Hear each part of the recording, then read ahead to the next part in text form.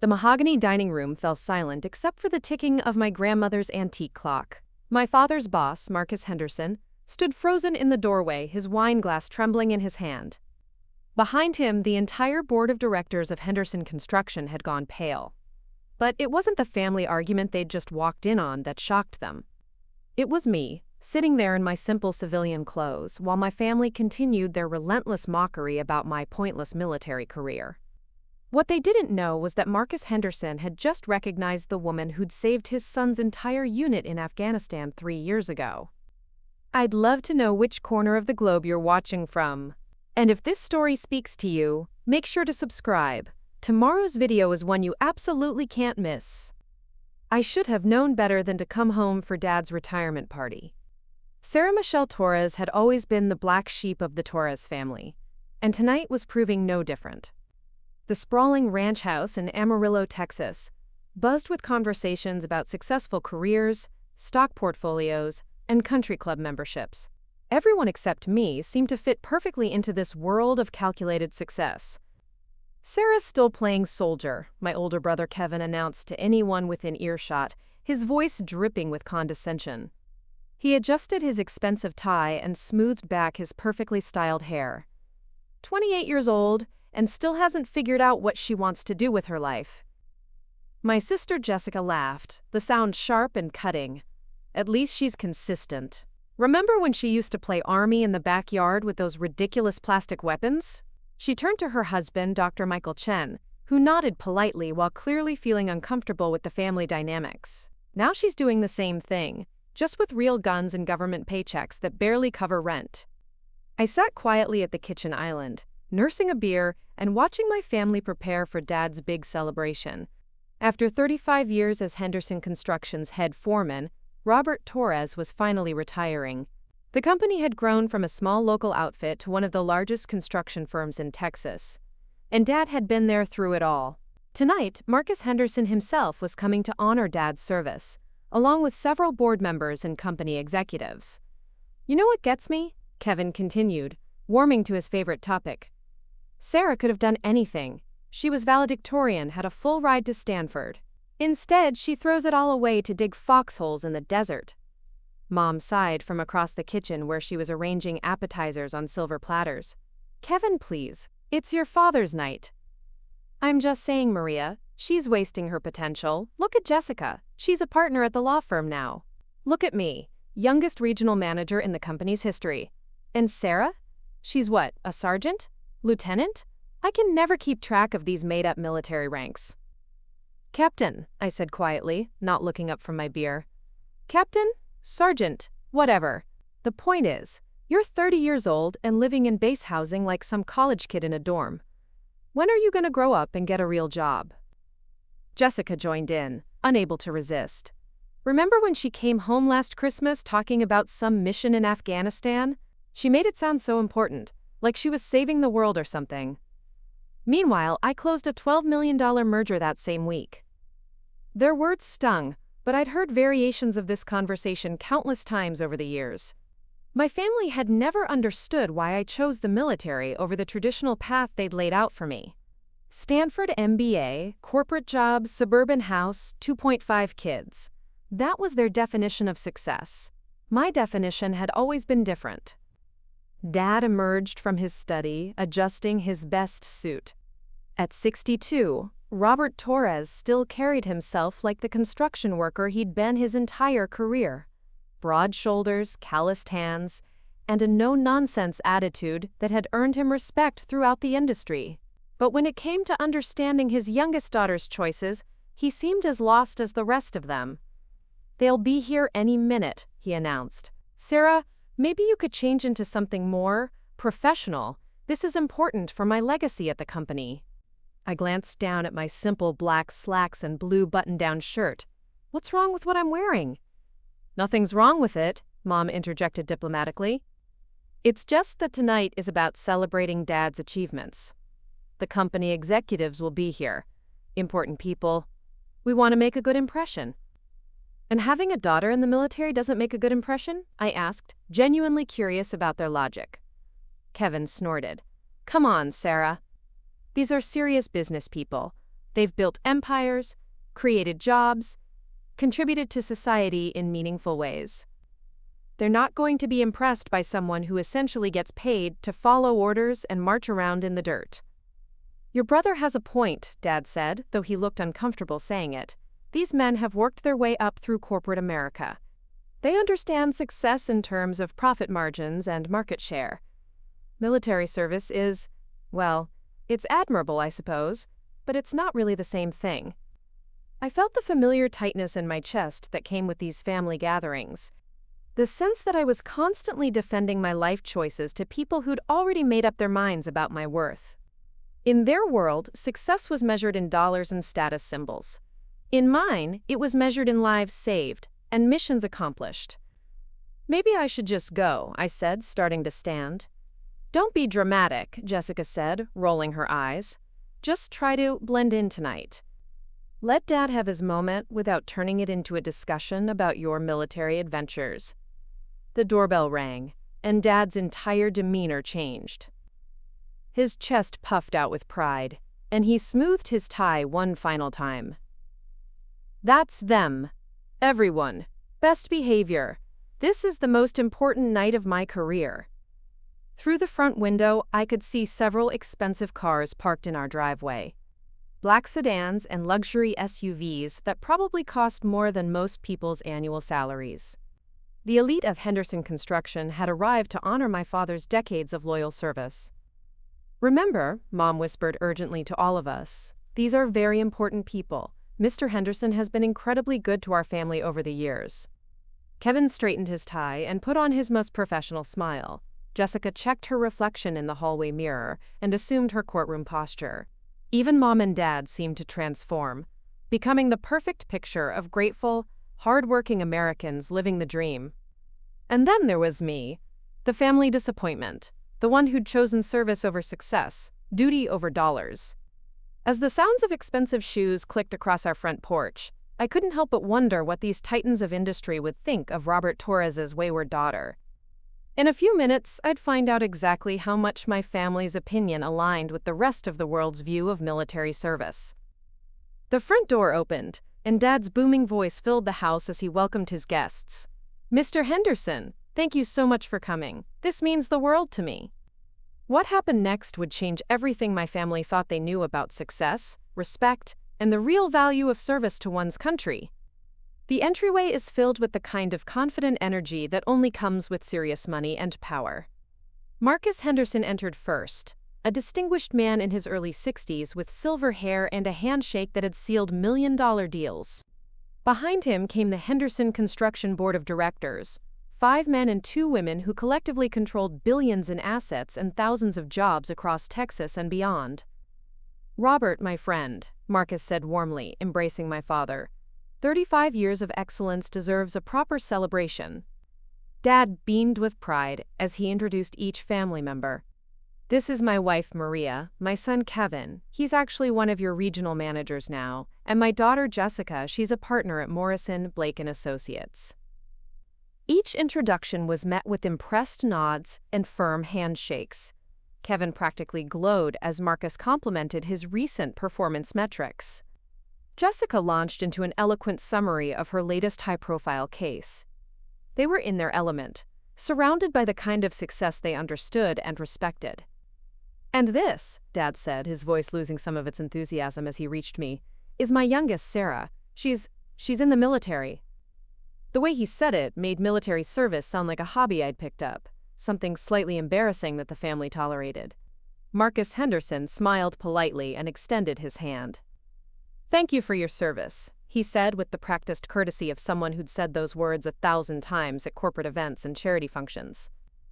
Thank you, sir, I replied simply. Victoria Ashworth, one of the board members, tilted her head with curiosity. What branch, dear? Army, ma'am. How nice, she said in that tone wealthy people use when they're trying to be gracious about something they consider beneath their social circle. My nephew did ROTC in college, such good discipline training. The conversation quickly moved away from me and back to the real stars of the evening. Kevin seized the opportunity to discuss his latest project developments with the board members. Jessica charmed them with stories about her courtroom victories. Even Mom got attention for her volunteer work with the country club's charity auxiliary. I found myself gradually pushed to the periphery of conversations, holding my beer and observing the intricate dance of corporate networking. These people spoke a language of quarterly projections, market expansions, and strategic partnerships. They moved through the room like sharks in expensive suits, each interaction calculated for maximum professional benefit. "Your daughter seems quiet," I overheard Marcus Henderson mention to Dad during a lull in conversation. Dad glanced over at me with barely concealed disappointment. "Sarah's always been different. Brilliant girl, mind you, valedictorian, full scholarship to Stanford, but she chose a different path." "Sometimes the military can be good for young people who need direction," Marcus replied diplomatically. "Structure, clear hierarchy, steady paycheck. A lot of love and effort went into bringing this story to life.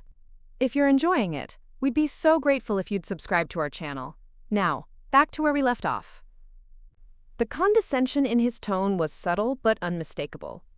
To him, military service was what people chose when they couldn't handle the complexities of the business world. A safe, simple option for those who lacked the vision or courage to build something meaningful. As the evening progressed, the conversations grew more animated. The board members shared war stories from the corporate battlefield, hostile takeovers, complex negotiations, political maneuvering that had shaped the construction industry. They spoke of battles fought in boardrooms and victories measured in profit margins. "The Riverside Development Project," explained Thomas Wright, the company's chief financial officer, required 18 months of strategic planning. "We had to navigate environmental regulations, city council politics, and union negotiations. The complexity was staggering." Everyone nodded appreciatively. This was the kind of challenge they respected. Multifaceted problems requiring intelligence, creativity, and leadership to solve.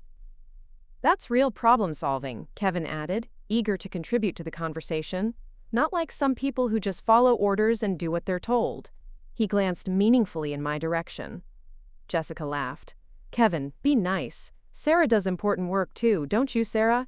What was that mission you mentioned last Christmas? Something about security?" All eyes turned to me, and I felt the familiar weight of having to justify my existence to people who'd already decided I was wasting my life. "Just routine deployment work," I said quietly. "Routine?" Kevin repeated with a smirk. "See, that's the difference. In business, nothing is routine. Every day brings new challenges that require real leadership and decision-making skills." Marcus Henderson nodded thoughtfully. "The corporate world demands adaptability, innovation, strategic thinking. It's not enough to simply execute someone else's plan. You have to create the plan, anticipate problems, find solutions that no one else has considered." "Exactly," Dad agreed, warming to the topic. "That's what I've always tried to tell Sarah. In construction, every project is unique. You're dealing with weather, materials, deadlines, budget constraints, personnel issues. You have to think on your feet, make critical decisions that affect dozens of people and millions of dollars." The implicit comparison hung in the air. Real jobs required real thinking. Military service was just following instructions. Dr. Elena Rodriguez, another board member, leaned forward with interest. "I've always wondered about military operations.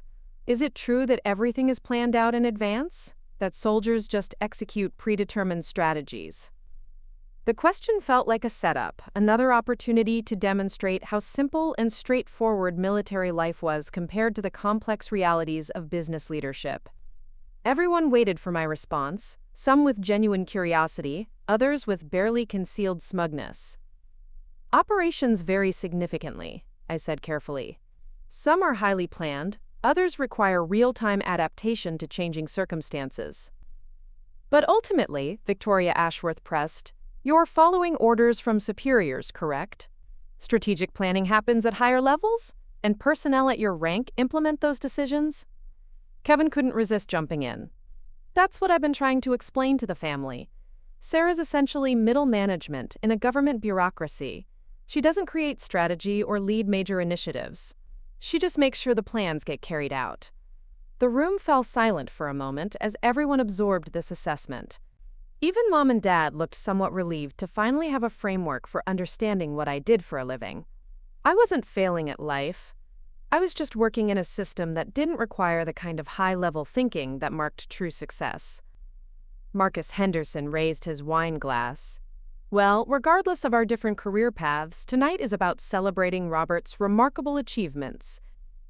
35 years of dedication, innovation, and leadership that helped build Henderson Construction into what it is today." Everyone raised their glasses as Dad stood to accept the tribute. His eyes glistened with emotion as he looked around the room at the family and colleagues who'd gathered to honor his life's work. "I want to thank everyone for being here," Dad began. "This company has been my life, my identity, my legacy. Every building we've constructed, every project we've completed, represents years of careful planning, skilled execution, and unwavering commitment to excellence." The crowd murmured appreciation as Dad continued his speech, but I noticed something else, a subtle shift in the room's energy.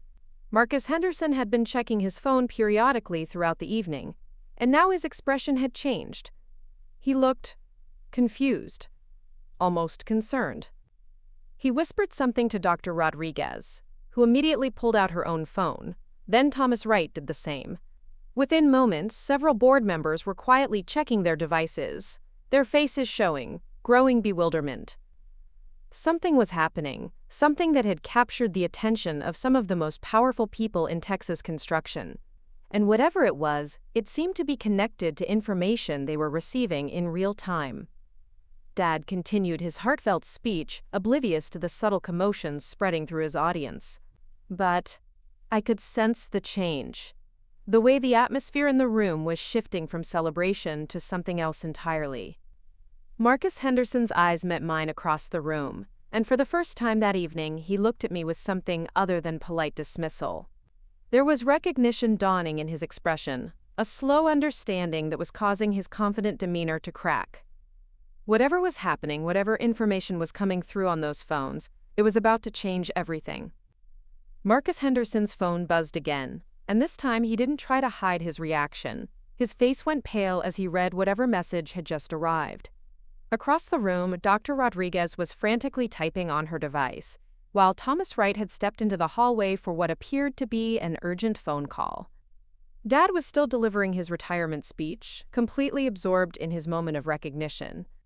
"The Meridian Tower project in 2018 was our greatest challenge," he continued, his voice filled with pride.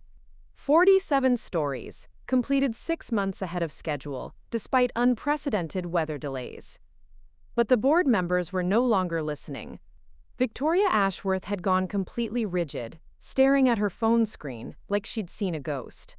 Elena Rodriguez kept glancing between her device and me, her expression shifting from confusion to something approaching awe. "The Hurricane Harvey relief efforts required round-the-clock coordination," Dad went on, oblivious to the growing tension among his audience. "We mobilized crews from 6 different states, managed supply chains across multiple disaster zones." Marcus Henderson raised his hand slightly, causing Dad to pause mid-sentence. "Robert, I'm sorry to interrupt, but I need to step outside for just a moment. Please, continue your wonderful speech." The room watched in bewilderment as the CEO of Henderson Construction hurriedly left the living room, his phone pressed to his ear. Through the window, I could see him pacing on the front porch, his free hand gesturing emphatically as he spoke to whoever was on the other end of the call. "Is everything all right?" Mom asked, her hostess instincts kicking in. "Can I get anyone anything?" Thomas Wright returned from the hallway, his face flushed with excitement. He whispered something urgent to Dr. Rodriguez, who immediately showed him her phone screen. Both of them turned to stare at me with expressions I couldn't quite decipher. Kevin, sensing that something was disrupting his perfect evening, stepped forward with his usual confidence. "I'm sure it's just business. These executives are always dealing with urgent matters. Dad, why don't you continue? We're all eager to hear about your achievements." But the celebratory atmosphere had evaporated. The remaining board members were clustered together, their phones creating a constellation of glowing screens as they shared information back and forth. Whatever they were discovering was causing a fundamental shift in their understanding of something or someone. Jessica, ever the lawyer, attempted to regain control of the situation. Perhaps we should move to the dining room? Mom has prepared a wonderful dinner, and we can continue the celebration there. In a moment, Victoria Ashworth said distractedly, her eyes still fixed on her phone. Thomas, are you seeing this? The Pentagon confirmation came through 20 minutes ago. Pentagon? The word hung in the air like a loaded weapon. Dad looked confused, Kevin appeared annoyed at the disruption, and Jessica was clearly calculating whether this development would somehow benefit or harm the evening's proceedings. Dr. Rodriguez was studying me with intense curiosity now, as if seeing me for the first time. Sarah, she said carefully, forgive me for asking, but could you remind us of your current rank? The question seemed innocent enough, but the way she asked it, the careful precision of her words, the expectant silence that followed, suggested she already knew the answer and was testing something. Captain, I replied, the same response I'd given earlier. Captain Sarah Torres, she repeated slowly, as if tasting the words. And you've served in Afghanistan? Kevin rolled his eyes. We've been through this already. Sarah did a deployment there, came back with some stories about convoy security or something equally routine. But Dr. Rodriguez wasn't listening to Kevin. Her attention was entirely focused on me, and her expression had shifted to something resembling respect. What unit were you with in Afghanistan, Captain? The specificity of the question caught me off guard. Most civilians who asked about military service were satisfied with vague generalities. They didn't typically want details about units, operations, or command structures. 3rd Battalion, 75th Ranger Regiment, I answered. The effect was immediate and dramatic. Thomas Wright's phone slipped from his hand, clattering to the hardwood floor. Victoria Ashworth gasped audibly. Dr. Rodriguez took an involuntary step backward, her hand moving to her chest. Rangers, Thomas whispered, as if the word carried mystical significance. Kevin laughed, the sound harsh and dismissive in the sudden quiet. Oh, here we go. Sarah and her Special Forces fantasies. Next, she'll be telling us she was jumping out of helicopters and storming enemy compounds. But the board members weren't laughing. They were staring at me with a mixture of shock, recognition, and something that looked remarkably like reverence. The front door opened, and Marcus Henderson returned, his face grave and his steps deliberate. He moved through the room like a man carrying the weight of profound revelation, his eyes scanning the faces of his colleagues before settling on me. I just spoke with General Patricia Mills at CENTCOM, he announced to the room. She confirmed what we'd been reading. Confirmed what? Dad asked, his voice tight with growing anxiety. Marcus Henderson didn't answer immediately. Instead, he pulled out his phone and began reading from the screen. Operation Crimson Dawn, Kandahar Province, September 15, 2022. A joint Special Operations Task Force conducting high-value target elimination encountered unexpected resistance from a reinforced Taliban position. When the mission commander was killed by sniper fire, Captain Sarah Torres assumed tactical command of the operation. The room had gone dead silent. Even the antique clock seemed to have stopped ticking. Under intense enemy fire and with multiple casualties, Captain Torres coordinated air support, managed casualty evacuation, and personally led the assault that eliminated the target. Her actions resulted in the successful completion of the mission and saved the lives of 14 Special Operations personnel. Kevin's face had gone white. Jessica's mouth was hanging open. Mom and Dad stood frozen, as if they couldn't process what they were hearing. Marcus Henderson continued reading. For exceptional gallantry in action against an armed enemy of the United States, Captain Sarah Michelle Torres was awarded the Silver Star, the Bronze Star with V device for valor, and the Purple Heart for wounds received in action. Silver Star, Victoria Ashworth breathed. That's the third highest military decoration for valor. The mission she led, Thomas Wright added, his voice filled with awe, it saved my son's life. The words hit the room like a physical blow. Every head turned toward Thomas, whose eyes were now filled with tears. Lieutenant David Wright, 10th Mountain Division. He was part of the extraction team, pinned down by enemy fire. Sarah, Captain Torres, she personally carried my wounded son to the evacuation helicopter while under direct fire from multiple enemy positions. The silence that followed was absolute. Through the window, I could see neighbors in their own houses, going about their normal evening routines, completely unaware that a few hundred yards away, everything my family thought they knew about success and heroism was being systematically destroyed. Marcus Henderson put his phone away and looked directly at me. Captain Torres, I owe you a debt that can never be repaid. David Wright isn't just Thomas's son, he's my godson. I've watched that boy grow up, celebrated his achievements, worried about his deployment. When we got word that he'd been wounded in action but survived thanks to the heroic actions of his commanding officer. He paused, struggling with his emotions. We never knew the name of the officer who saved him. The mission was classified, the after-action reports were sealed.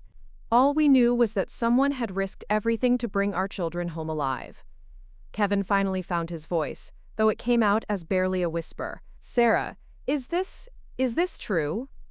I looked around the room at my family, the people who had spent years dismissing my choices, mocking my service, treating my military career like an embarrassing phase I'd eventually grow out of.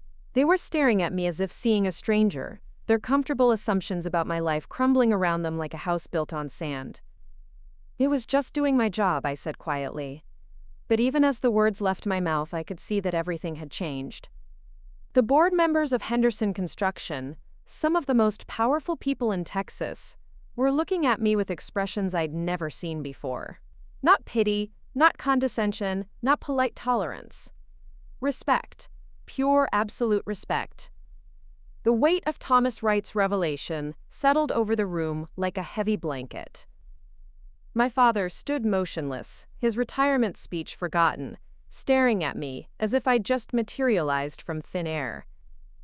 The successful evening he'd planned, filled with corporate congratulations and family pride, had been completely derailed by the discovery that his disappointment daughter was actually a decorated war hero.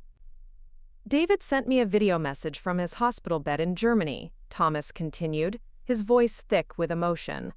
He said an officer, a woman, had crawled through enemy fire to reach his position. She applied tourniquets to his legs, called in air support, and then carried him 300 yards to the landing zone while Taliban fighters were shooting at them from the ridgeline.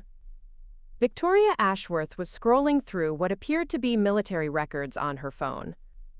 Captain Torres, according to this Pentagon database, you were also instrumental in Operation Silver Eagle, the rescue of Ambassador Franklin's diplomatic convoy near Herat, and Operation Mountain Thunder, where you coordinated the extraction of a downed helicopter crew. Each new revelation hit my family like successive blows. Kevin's earlier confidence had completely evaporated, replaced by a stunned expression of disbelief. Jessica, normally quick with words, stood speechless for what might have been the first time in her adult life. The Henderson family has a tradition of military service, Marcus said, his voice carrying newfound gravity. My grandfather served in World War II, my father in Korea. I always regretted that business kept me from following that path. He paused, looking directly at me. Captain Torres, you've carried on a tradition of honor that goes back generations. Dr. Rodriguez had found additional information on her device. The Silver Star citation is quite specific. Captain Torres eliminated 12 enemy combatants while coordinating the defense of a forward operating base that protected over 200 coalition personnel. She held that position for 6 hours under continuous attack until reinforcements arrived. 12, Kevin repeated numbly. She killed 12 people? She saved 200 lives, Thomas Wright corrected firmly, including specialized personnel who couldn't be replaced, doctors, intelligence officers, communications specialists. If that base had fallen, it would have compromised operations across the entire province. Mom finally found her voice, though it came out as barely a whisper. Sarah, why didn't you ever tell us about any of this? The question hung in the air, loaded with years of family dynamics and missed connections. How could I explain that every time I'd tried to share aspects of my military experience, I'd been met with dismissive comments about playing soldier or suggestions that I get a real job.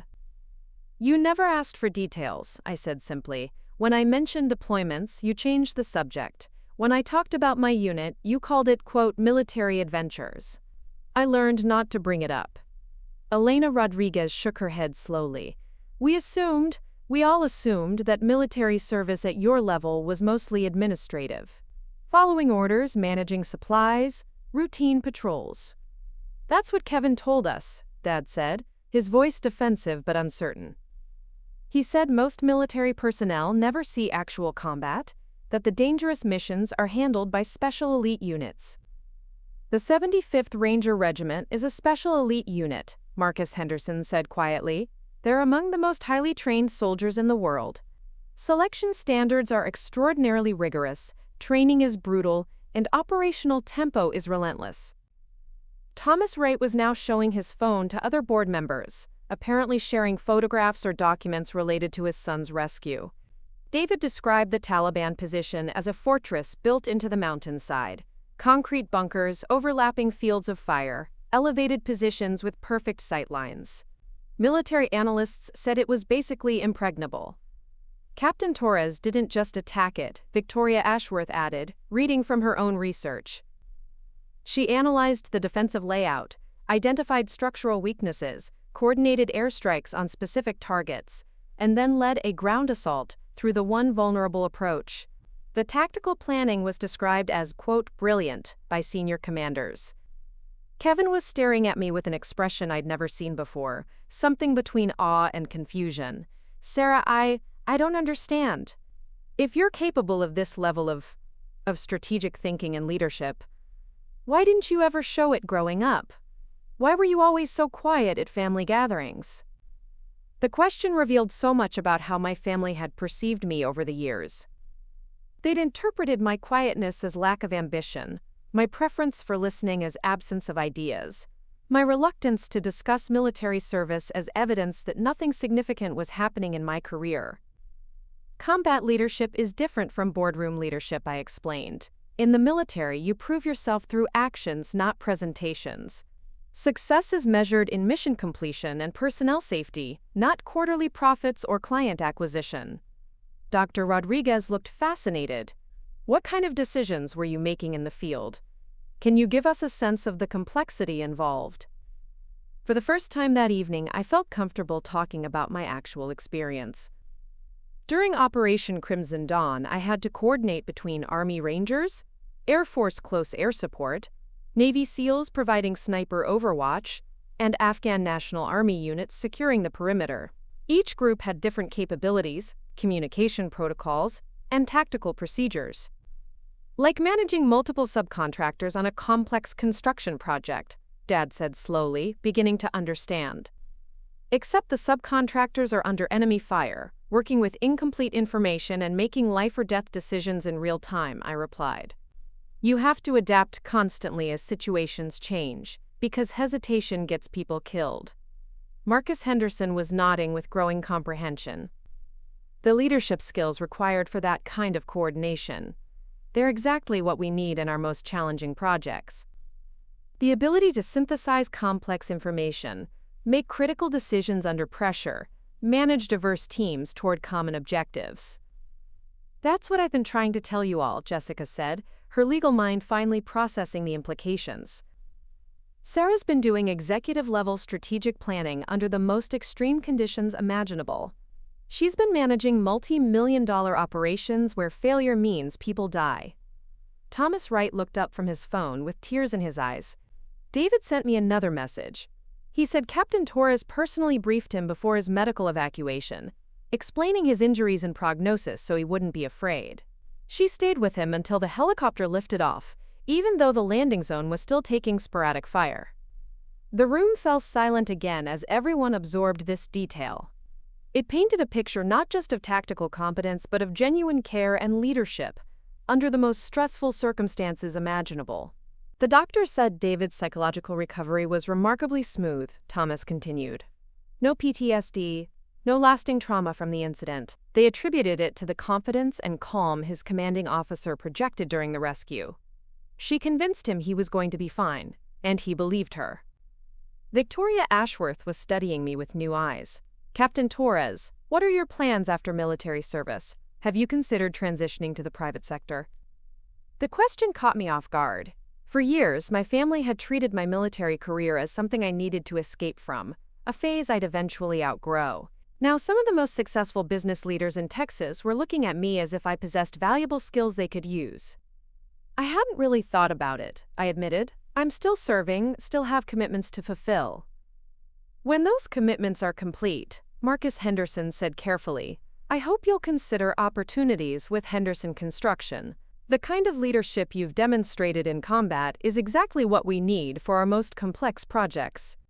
Kevin's face went through a series of expressions: surprise, confusion, and what might have been the dawning realization that his little sister was about to be offered the kind of position he'd spent years working toward. Sarah, Dad said quietly, I owe you an apology, we all do. I thought I understood what success looked like, what leadership meant, what real contribution to society involved. I was wrong. Mom was wiping tears from her eyes. We were so proud of Kevin's promotions and Jessica's partnerships, but we never asked what you were accomplishing. We just assumed. You assumed military service was simple, I finished gently. That's not unusual. Most people don't understand what actually happens in combat operations. But even as I spoke, I could see that the fundamental dynamic in the room had shifted permanently. The condescension was gone, replaced by something I'd never experienced from my family: genuine respect for my choices and recognition of my achievements. Marcus Henderson raised his wine glass once more. I think we need a new toast to Captain Sarah Torres, whose service has honored not just her country, but everyone who has had the privilege of knowing her. The toast hung in the air as glasses were raised throughout the room, but I could see that Marcus Henderson wasn't finished. There was something else, something that had been building throughout the evening as more information came to light. He set down his wine glass and pulled out his phone one more time. There's something else we need to discuss, he said, his voice taking on a formal tone that commanded immediate attention, something that changes the entire context of this conversation. Victoria Ashworth looked at him with curiosity. Marcus, what are you talking about? The promotion list, he said simply. It was released this morning. The Pentagon confirmation I received during my phone call wasn't just about Captain Torres's previous actions. He paused, looking directly at me. It was about her new assignment. My stomach dropped. Promotion lists were typically released to unit commanders first, then filtered down to individual service members through proper channels. If civilian contractors had access to this information, it meant something significant was happening. What promotion list? Dad asked, though his voice suggested he wasn't sure he wanted to know the answer. Marcus Henderson began reading from his phone again, but this time his voice carried the weight of official proclamation. Effective October 1, 2025, Captain Sarah Michelle Torres, United States Army, will be promoted to the rank of Lieutenant Colonel and assigned as the Deputy Director of Operations for Joint Special Operations Command at Fort Bragg, North Carolina. The words hit the room like a thunderbolt. Even I felt momentarily stunned. This was news to me, and the assignment was far beyond anything I'd anticipated for my career trajectory. Lieutenant Colonel, Thomas Wright repeated in amazement. That's field grade officer level. Strategic planning, command responsibility for entire operations. Fort Bragg, Dr. Rodriguez added, her voice filled with awe. That's where they coordinate special operations for the entire military. Delta Force, Navy SEALs, Army Rangers, all the elite units report through that command structure. Kevin was staring at me with an expression of complete bewilderment. Sarah, did you know about this? I shook my head slowly. Promotion notifications usually come through military channels first. This is the first I'm hearing about it. Marcus Henderson smiled grimly. Apparently, your new position requires security clearances that involve background checks on family members and business associates. When Henderson Construction's name appeared in those checks, it triggered a security review that revealed my connection to Thomas's son. That's when the Pentagon decided to confirm your identity and achievements with us directly. Security clearances for family members? Mom asked nervously. What does that mean? It means, Elena Rodriguez explained, that Sarah will be handling information so sensitive that everyone in her personal circle needs to be vetted. We're talking about operational details for missions that could affect national security. The weight of this revelation was sinking in gradually. My quiet little military career, which my family had dismissed as meaningless bureaucratic work, was about to evolve into one of the most influential positions in the entire U.S. military structure. The deputy director position, Marcus continued, consulting his phone, involves coordinating special operations across multiple theaters of conflict, briefing senior Pentagon officials and sometimes the president himself on mission status, and managing assets worth billions of dollars. Billions, Jessica repeated faintly. With a B. The annual budget for Joint Special Operations Command exceeds the GDP of most small countries, Thomas Wright added. The personnel under that command structure includes some of the most highly trained soldiers, sailors, airmen, and Marines in the world. Dad sat down heavily in his recliner, looking like a man who'd just learned that gravity worked differently than he'd always believed. Sarah, how did we get this so wrong? You saw what you expected to see, I said gently. Most people don't understand military career progression. They assume all soldiers are basically the same, doing the same jobs, achieving the same modest level of success. Victoria Ashworth was scrolling through what appeared to be additional military records. According to this database, Lieutenant Colonel is typically achieved after 15 to 20 years of service. You've done it in 8 years. That's virtually unprecedented. Accelerated promotion track, Marcus Henderson confirmed. Reserved for personnel who demonstrate exceptional leadership under combat conditions. The fact that Sarah achieved this level of recognition while maintaining her humility and family connections speaks volumes about her character. Kevin finally found his voice, though it came out shaky and uncertain. Sarah, I owe you more than an apology. I've spent years telling everyone that you lacked ambition, that you weren't achieving anything meaningful. Meanwhile, you were literally saving lives and climbing to the highest levels of military leadership. You weren't wrong about everything, I replied diplomatically. Military success is different from civilian success. The metrics are different, the recognition patterns are different, the career trajectories don't translate easily. But even as I said it, I could see that my family was beginning to understand something fundamental about themselves and their assumptions. They'd spent years measuring success in terms of salary increases, job titles, and social status, never considering that other forms of achievement might be equally valid. The strategic planning required for special operations, Dr. Rodriguez mused, must be incredibly complex. Multiple variables, international implications, coordination across different agencies and allied nations. Last month's operation in Somalia, Thomas Wright said, apparently finding additional information online, required coordination between U.S. Special Forces, British SAS, French Foreign Legion, and Somali National Army units. The logistics alone must have been staggering. Marcus Henderson was nodding thoughtfully. The leadership skills required for that kind of coordination exceed anything we encounter in the private sector. Sarah, when you transition to civilian life, you'll have companies fighting over you. If I transition, I corrected, this new assignment could easily become a 20-year career track. The room fell silent as everyone contemplated this possibility. My family's concern about my lack of long-term planning had just evaporated, replaced by the realization that I had potentially decades of career advancement ahead of me. 20 years, Mom said quietly. You could retire as a general. Colonel or general, Victoria Ashworth confirmed. And military retirement benefits are extraordinary. Full pension, health care, educational benefits for children, preferential hiring in government contractor positions. Plus, Thomas added, the networking opportunities are incredible. Former special operations commanders sit on corporate boards, run defense contractors, advise government agencies. The career opportunities after military retirement are virtually unlimited. Jessica was looking at me with something approaching reverence. Sarah, you're going to be briefing the president. You're going to be making decisions that affect global security. This is incredible. But Dad looked troubled, his earlier pride now mixed with something that might have been regret. Sarah, I need to ask you something. All these years, when we were pushing you to leave the military, when we were suggesting you weren't living up to your potential, how did that feel?" The question was loaded with implication. He was asking me to articulate years of family tension, to explain what it had been like to have my choices constantly questioned by the people who were supposed to support me unconditionally. "It was difficult," I admitted, "not because I doubted my choices, but because I wanted you to understand that I was doing something meaningful. I wanted you to be proud of me for reasons that mattered to me, not just impressed by salary figures or job titles." "We were proud," Mom said quickly.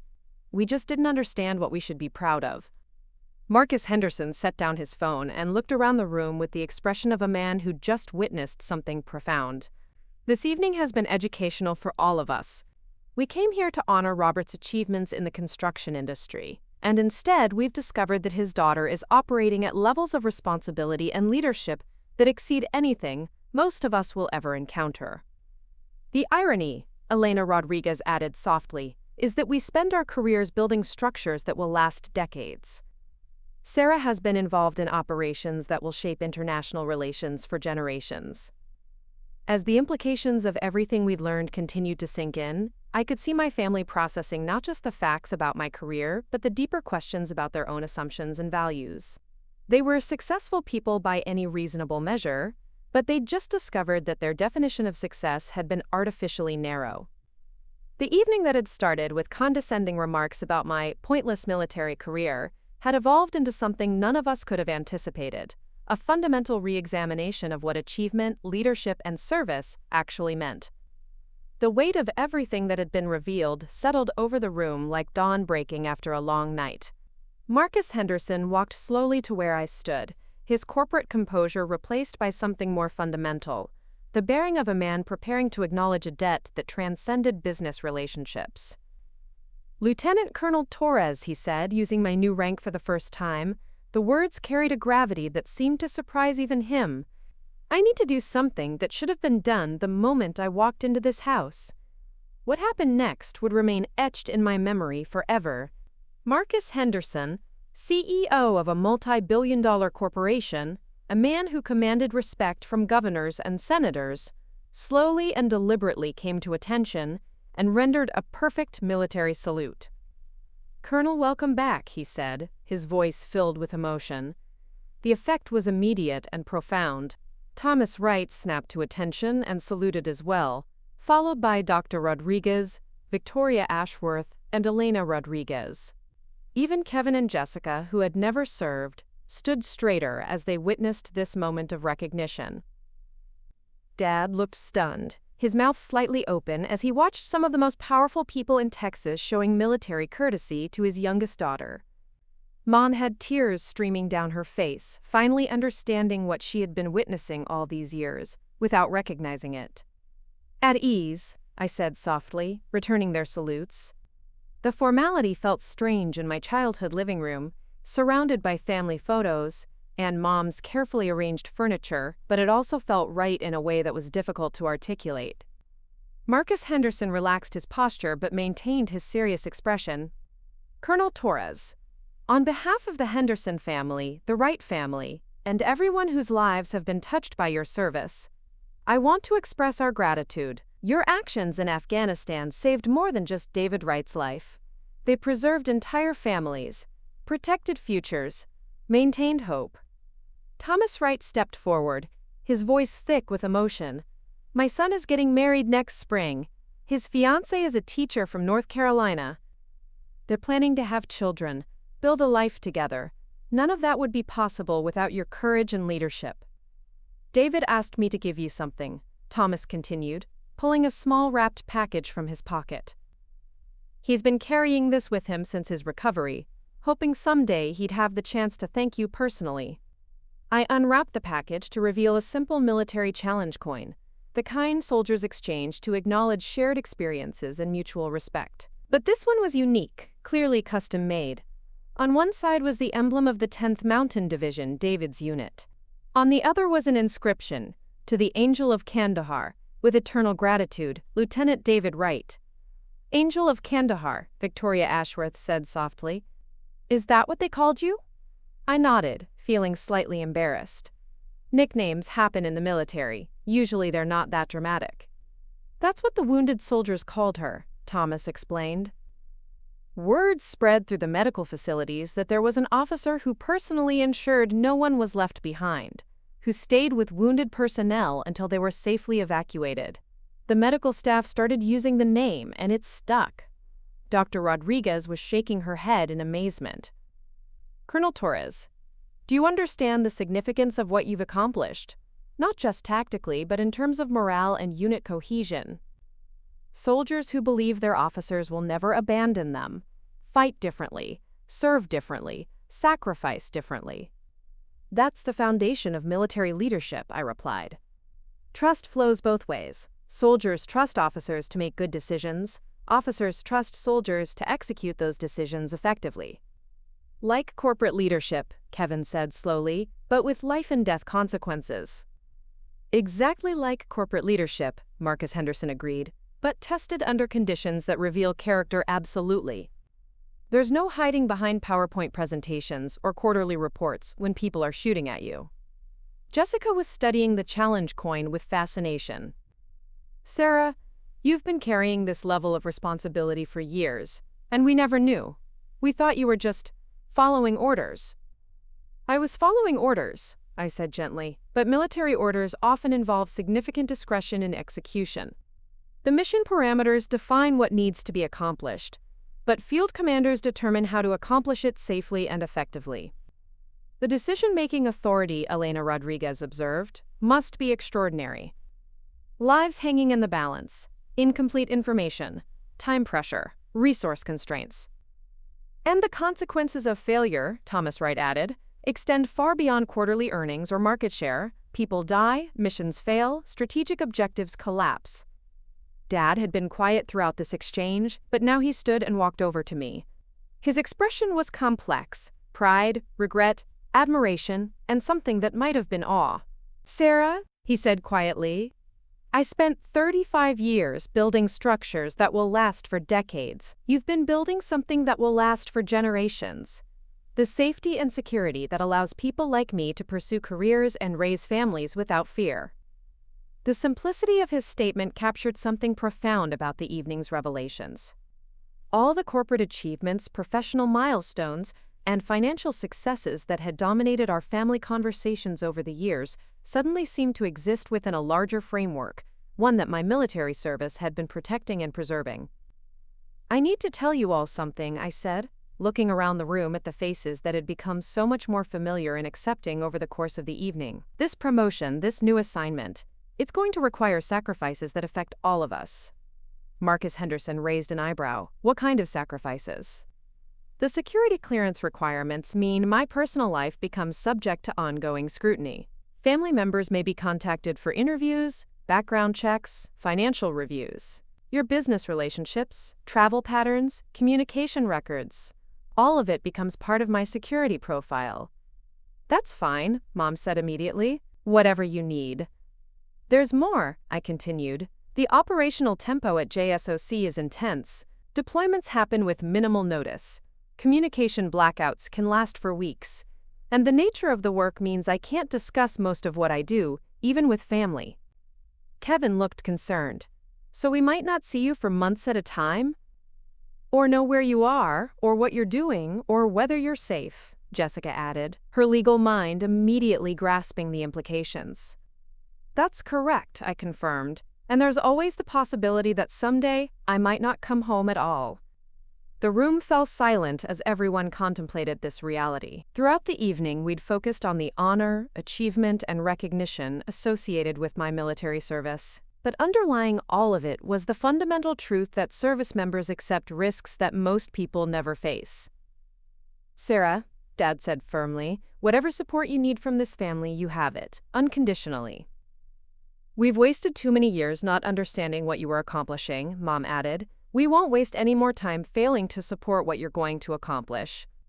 Marcus Henderson stepped forward once more. Colonel Torres, I want to make an offer. Henderson Construction has government contracts, defense-related projects, veteran hiring initiatives. If there's ever anything your family needs, emergency support, communication assistance, resources during deployments. You have my personal commitment that we'll provide it. The same goes for all of us, Victoria Ashworth said, speaking for the board members. You've given us something precious. The knowledge that our freedom and security rest in the hands of people like you.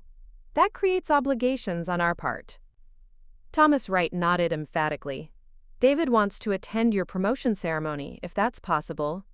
He says he needs to thank you in person, properly, in front of your family and colleagues.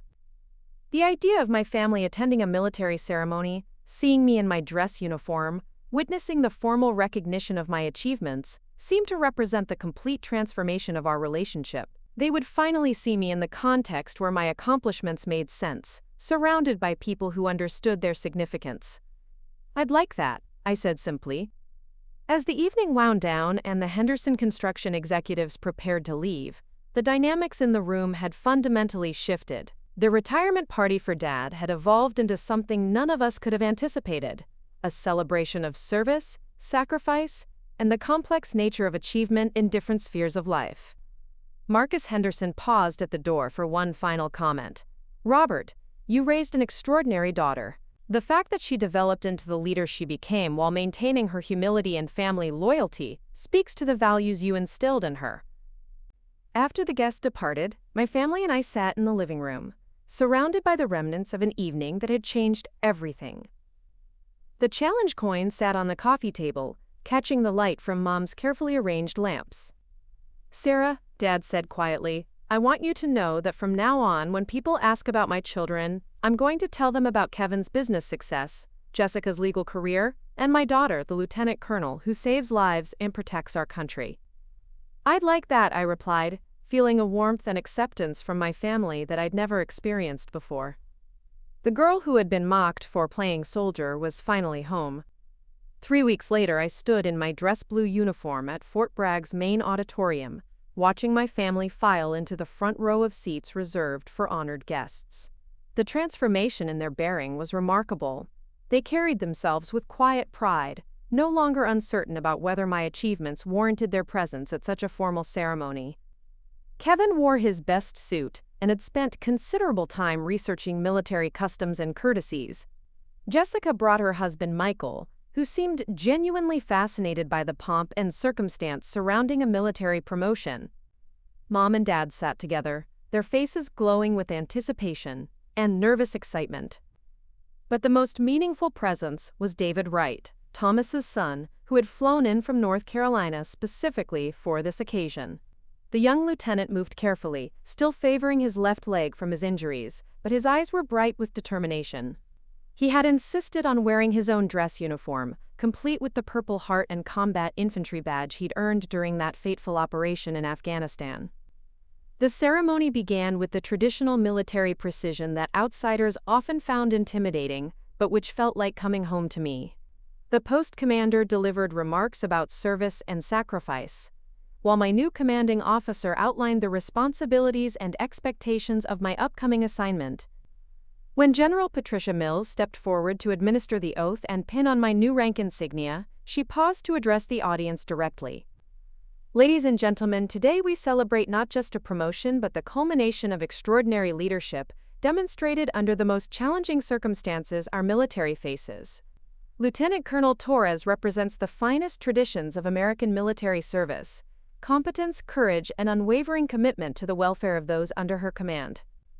As the silver oak leaves were pinned to my uniform, replacing the captain's bars I'd worn for the past 3 years, I caught sight of my family's faces. Dad was openly weeping, making no attempt to hide his emotions. Mom gripped his hand tightly, her own eyes shining with tears of pride and joy. The reception following the ceremony provided opportunities for conversations that would have been impossible just months earlier. Marcus Henderson had driven down from Texas with several other Henderson construction executives, eager to witness the formal recognition of someone they now considered part of their extended corporate family.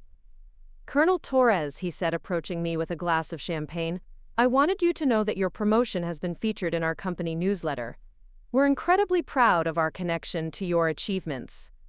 David Wright had been waiting patiently for his moment to speak with me privately.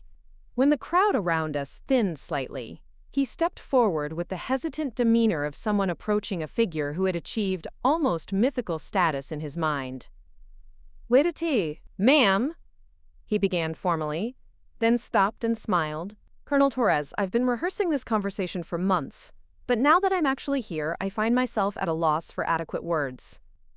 "David," I replied gently, "you don't need elaborate speeches. Your recovery and continued service say everything that needs to be said."